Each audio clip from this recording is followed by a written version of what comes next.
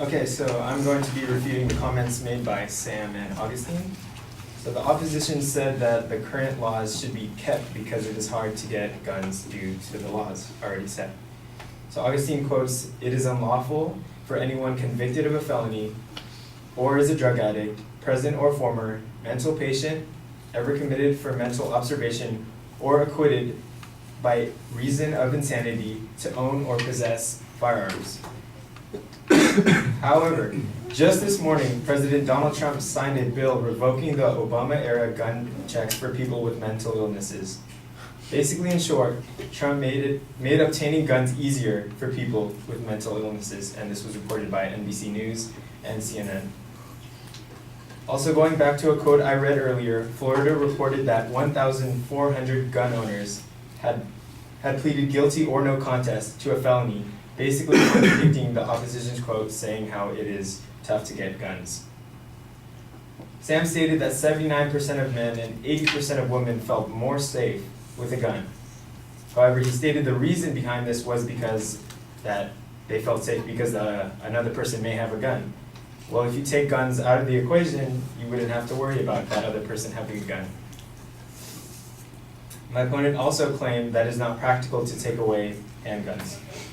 They quoted the Second Amendment by stating, "A well-regulated militia being necessary to the security of a free state, the right of the people to keep and bear arms shall not be infringed." There's no dispute over arguing whether this needs to be changed, but nowhere in the language does it state that it is everyone's right to carry concealed handguns and handguns in specific. My opponents also stated that in a survey taken in May 2015 showed 48% of convicted felons surveyed admitted that they avoided committing a crime when they knew the victim was armed with a gun.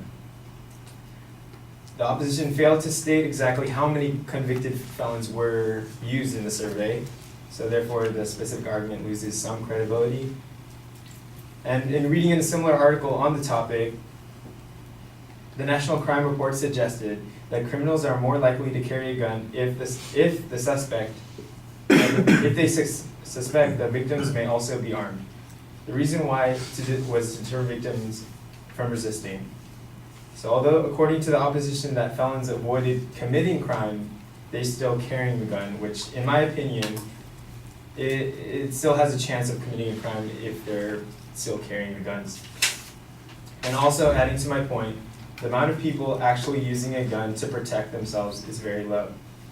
Michael Planty wrote a scholarly article written in 2013 and found that out of the 29,618,300 violent crimes committed between 2007 to 2011, 0.79% of victims protected themselves with the use of a firearm.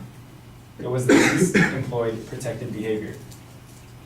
So what we can conclude now is that concealing handguns do not actually create a more safe environment. If handguns are banned, we will see a drop in violent crimes in the US. Thank you.